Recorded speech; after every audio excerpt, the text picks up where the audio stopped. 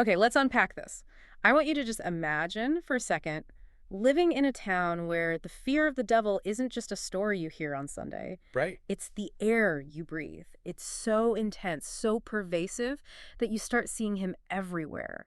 In a bowl of soup that spoils, a cow that dies, or even a child who just won't wake up from a nap. It really sounds like the plot of a psychological horror film. But for the people of Salem, Massachusetts in 1692, was, this was just reality. Exactly. And today we are not just telling a ghost story. We are doing a deep dive into Arthur Miller's absolute masterpiece, The Crucible. Or Las Brujas de Salem, as it's titled in our source material. Right, and what's so great about the sources we have here is that it's not just the play itself. Miller weaves in his own historical commentary, his own essays, right into the script. Which is so key, because Miller gives us the why behind the what. Right. He doesn't just show us the hysteria, he explains how it could even happen. Yes. And our mission today is to figure out how a society that was literally built to be this fortress of goodness ended up engineering one of the most infamous events in American history, how this paradox of social order became a weapon for revenge, for land grabbing, and just total mass hysteria.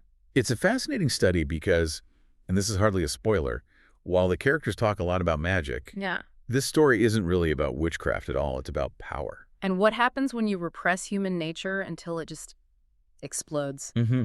So let's start with the setting. What kind of place was Salem, really? Because in my head, I picture, quaint little cottages and people in bonnets. Yeah, you need to delete that image right away. Yeah. Miller describes Salem in our sources as a barbaric frontier to European eyes. Yeah. You have to remember, for them, this was the absolute edge of the known world. They're just clinging to the edge of the continent. Exactly. And to the west of them, it wasn't just trees, it was the virgin forest.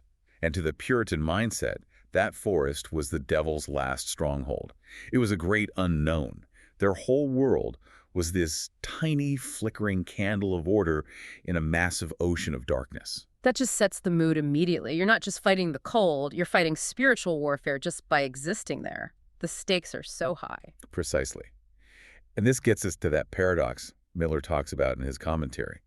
He explains that Salem was set up as a theocracy, a mix of state and religious power, and it was designed to be a fortress. United we stand, divided we fall, literally. Exactly. But here's the catch, and this is the core of the paradox, that enforced unity required total repression. You couldn't have individual freedom because any deviation from the norm was a threat to the group's survival. And you can only repress people for so long. The witch hunt was the inevitable explosion. It was the panic that happened when that balance tipped. People wanted individual freedom, they wanted to voice their grievances, but they had no healthy way to do it. So the whole thing just blew up. And speaking of repression, I found this detail in the source material that is just, it's wild. The two-man patrols. Oh, the patrols. Yeah. This is essential for understanding the atmosphere. These guys would literally walk through town during church services to take down the names of anyone who wasn't there. And it wasn't just about attendance, right? They'd peek in your windows. To see who was slacking off at home, it's a full-on surveillance state. There's zero privacy. And that kind of surveillance creates a very specific kind of paranoia. You're always performing goodness, but you're also watching your neighbors, making sure they're not getting away with anything. It creates a scoreboard. If I report you for something, I look more pious. Mm-hmm. And that paranoia is the fuel.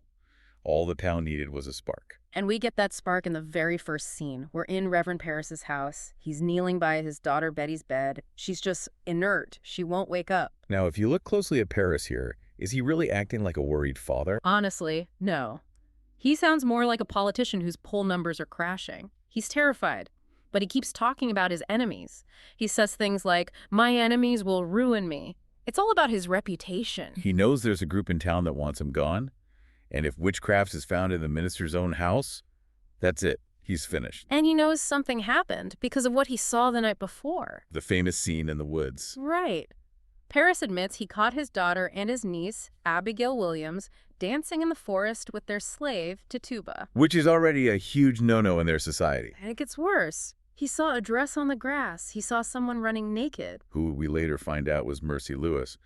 So you have this mix of teenage rebellion and Tituba's folklore from Barbados. Parris is desperately trying to keep a lid on it, but the rumor mill in Salem is already churning. So they call in an expert, Reverend Hale, to investigate. And suddenly, the spotlight turns directly onto Tituba. And her interrogation is the blueprint for the entire witch hunt. It shows you exactly how their justice works. Paris basically screams at her, "You will confess yourself or I will take you out and whip you to your death." I mean, what a choice. It's a total catch-22. If she denies it, she dies. If she confesses, she lives, but she has to become a witch. But notice what happens the moment she confesses. She realizes she suddenly has power. Paris is calling her God's instrument. But to stay safe, she has to name names. She has to feed the beast. So she names Sarah Good and Goody Osborne. And those are very strategic choices. They're outcasts. Sarah Good sleeps in ditches. Goody Osborne is considered half-witted. No one's going to defend them. But then Abigail Williams sees this. She sees Tituba isn't being punished anymore. She's being celebrated. And Abigail is smart. She wants that power. She wants that protection. So she starts chanting names too. Betty wakes up and joined in. And suddenly, these girls, who have zero power in this society, are the most powerful people in the entire town. They're the voice of heaven. And this is where it gets really dark, because while the girls are screaming about spirits, the adults start using the trials for very earthly reasons. Oh, absolutely. The source material makes it crystal clear. The witch trials became a tool for settling old scores. Let's talk about Thomas Putnam. This guy is bitter. He has a lot of grievances. His candidate for minister was rejected. He's always fighting over land boundaries. He feels like the town owes him something. And then you get that specific accusation from Giles Corey. By the way, Giles Corey is my favorite character. Just this cranky old guy who sees right through all of it. He is. And he claims that Putnam prompted his own daughter to accuse a neighbor, George Jacobs, of witchcraft. And the logic is just cold-blooded. If George Jacobs hangs for being a witch, his property is forfeited to the state. And who's the only person in town rich enough to buy up a big piece of land like that? Thomas Putnam. Exactly. The day his daughter cried out on Jacobs, she gave him a fair gift of land. It's using the hangman's noose to expand your real estate portfolio. That is unbelievably dark. But then we have the other major motive driving this whole thing: lust. We have to talk about John Proctor and Abigail Williams. This is the real engine of the play's drama. Abigail isn't just acting out for attention. She has a very specific target. She wants Elizabeth Proctor gone so she can take her place. Because they had an affair. Right. And the source gives us that scene in Act 1 where they're alone. Abigail drops the whole act. She tells Proctor it were sport. She admits there's no witchcraft. But she also reminds him of their connection. She says, "I have a sense for heat, John, and yours has drawn me to my window. It's so chilling." She thinks they have this special bond. But Proctor is trying to move on, to be a good man. The problem is he's paralyzed by his secret. He knows Abigail is a fraud, but he can't expose her without exposing his own adultery. And while he's hesitating, the court starts accepting this spectral evidence. Okay, we have to stop here and unpack this because the courtroom logic is just, it's a nightmare. It's completely twisted. How do they justify it? So, the judges, Danforth and Hathorne, they argue that witchcraft is an invisible crime. Okay. So the only people who actually witness the crime are the witch and the victim. And since the witch obviously won't confess, the court argues that it must rely entirely on the victim's testimony. But that makes a defense impossible. Exactly. If I accuse you and I say your spirit is pinching me right now, you can't prove it isn't. You can't call a witness to say they didn't see a spirit because the court says, of course you didn't. It's invisible to everyone but the victim. So the accuser is infallible. It's guilty because I said so, and you can't prove otherwise. And the girls weaponize this perfectly, which brings us to the Poppet incident. This is like the CSI moment of the play. Doll, right. So Mary Warren, the Proctor servant, she's in court and makes a little rag doll to pass the time. She sticks her sewing needle in its belly for safekeeping and gives it to Elizabeth Proctor. A totally innocent gesture. But that night, Abigail Williams collapses at dinner, screaming. And they find a needle stuck 2 inches deep in her stomach. And she claims Elizabeth Proctor's spirit pushed it in. And when they search the Proctor house, what do they find? The doll. With the needle in it. It's the smoking gun. To the court, that's irrefutable physical evidence of voodoo. It's a frame-up, but it's a brilliant one. Elizabeth is arrested. And this is where we really see Reverend Hale start to change. He came to town so confident, with his heavy books, so sure he could catch the devil. The devil is precise, he said. Yes, he loved the intellectual challenge. But now he's seeing pious, holy women like Rebecca Nurse and Elizabeth Proctor being dragged away in chains. The theory is not matching the reality. He's starting to realize he's unleashed a monster. Yeah. But the court, Danforth especially, they won't stop. Why can't they just admit they got it wrong? And that's a crucial point. By now, they already hanged people. If they admit it was all a fraud, it means the court has murdered innocent citizens. Yeah. They're trapped by their own authority. They have to double down. Which brings us to the climax in Act 3, the courtroom. Proctor drags Mary Warren there to testify that the girls are faking. This is the turning point. And Mary tries. She really tries to tell the truth. But she's weak. And Abigail is a master manipulator. She sees she's losing control, so she launches a spectral attack. The yellow bird. It's terrifying. Abigail just stares at the ceiling, shivering, talking to a bird that isn't there. She claims it's Mary Warren's spirit about to attack her. And the other girls join in instantly. It's like a hive mind. They start mimicking Mary, repeating everything she says in this shrill, screaming echo. It's pure psychological warfare. Imagine a room full of people screaming your own words back at you. It breaks her. Mary Warren completely breaks down, runs back to Abigail, and points at Proctor. The devil's man. And Proctor. He plays his last card. He confesses. He admits to the affair in open court, destroying his own good name to prove Abigail has a motive to lie. It should have worked. It's the one truth that explains everything. But then, the tragic irony. They bring in Elizabeth to confirm it.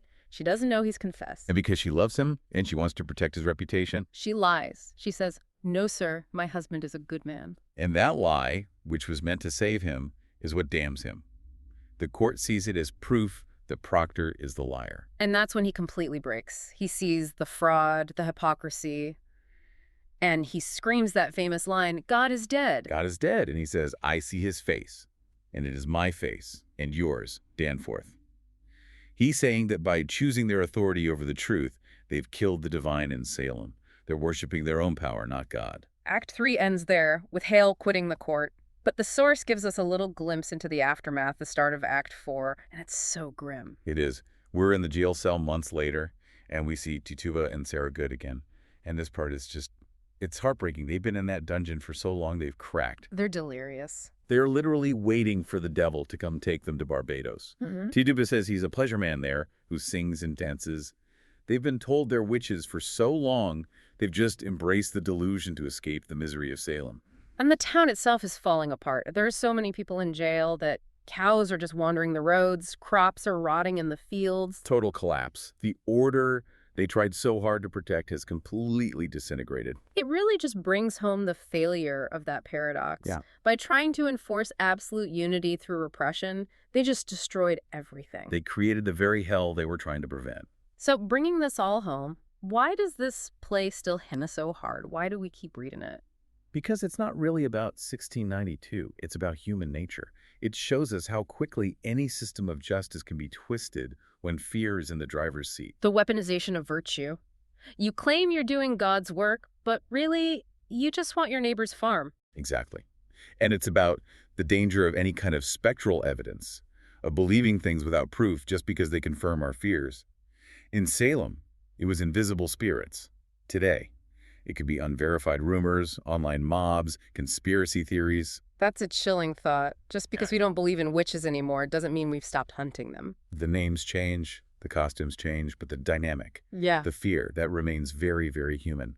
The software running in our brains hasn't really updated that much. Well, a huge thank you to Arthur Miller for this incredible text, and thank you, listener, for joining us on this deep dive into the dark woods of Salem. Before you go, here's a final thought to chew on.